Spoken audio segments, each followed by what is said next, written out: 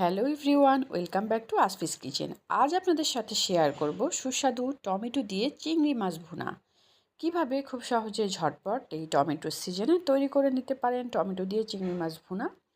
দেখে নিই, খেতে পারবেন গরম গরম ভাত বা পোলাওয়ের সঙ্গে।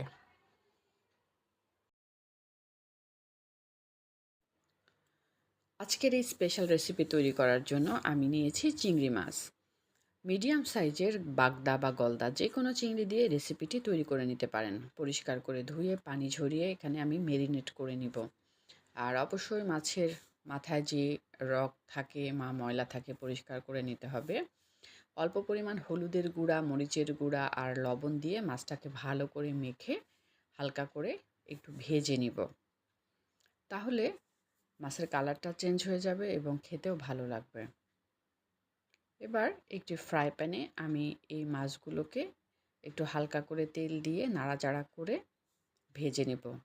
খুব বেশি পরিমাণ তেল দেওয়ার প্রয়োজন নেই, 2 থেকে 3 টেবিল চামচ তেলেই আমি মাছটাকে ভেজে নেব।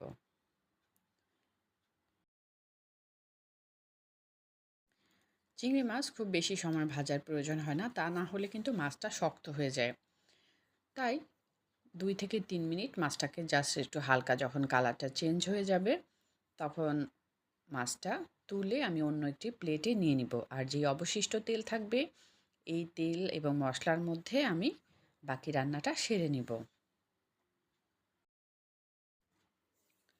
এখন যে অবশিষ্ট তেল এবং মশলা আছে এর মধ্যে আমি দিয়ে দিচ্ছি পেঁয়াজ কুচি।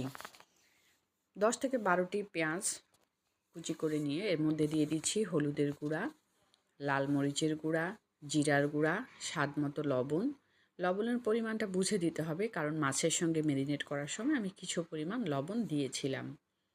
এখন আরেকটু পরিমাণ তেল দিয়ে ভালো করে এই পেঁয়াজ মশলাটাকে আমি ভুনা করে নিব।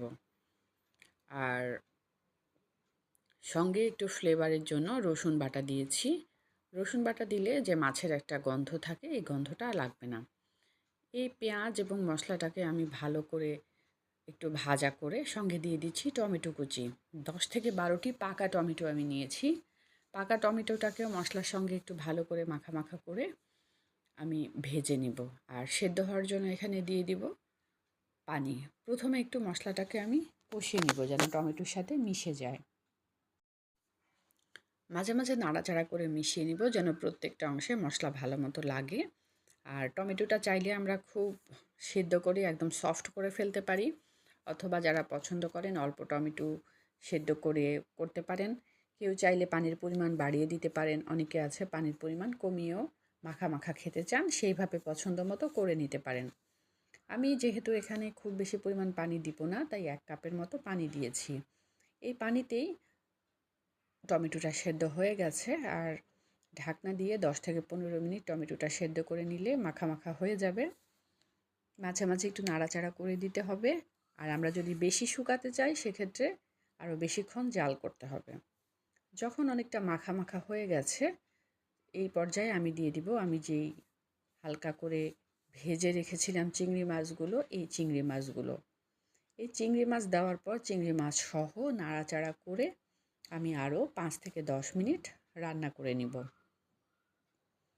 আর এখানে আমরা উপরে ছড়িয়ে দিব ধনেপাতা কুচি।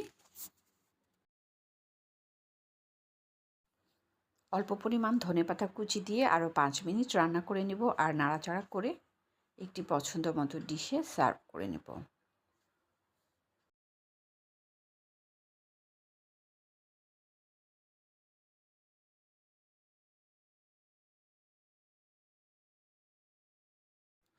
খুব সহজেই রেডি হয়ে গেল সুস্বাদু টমেটো দিয়ে চিংড়ি মাছের টক। এভাবে টমেটো দিয়ে চিংড়ি মাছের ভুনা রান্না করে গরম গরম ভাতের সাথে দুপুরে বা রাতে খেতে দারুণ মজা লাগবে।